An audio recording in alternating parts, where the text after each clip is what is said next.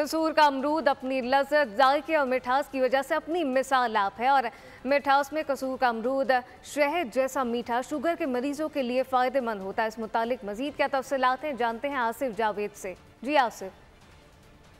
जी बिल्कुल, कसूर का अमरूद अपनी लज्जत और जायके की वजह से अपनी आप मसाल है। और जो कसूर का अमरूद है इंतहा से ज़्यादा मीठा है और ये इस टाइम एक बाग के अंदर मौजूद हो। ये बाग है तकरीबन 35 एकड़ पर मुश्तमिल है। तिबी माहिरीन का ये कहना है कि इसमें विटामिन ए, बी और सी पाया जाता है और उनका ये भी कहना है कि इसमें बहुत ज़्यादा अमरूद के अंदर फाइबर पाया जाता है और एक अमरूद के अंदर तकरीबन 12% फाइबर पाया जाता है।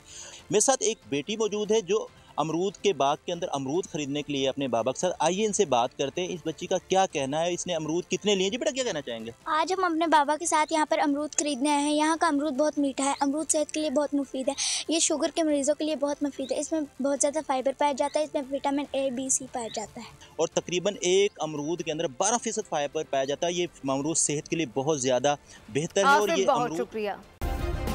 सब्सक्राइब करें और बेल दबाएं ताकि कोई खबर रह न जाए।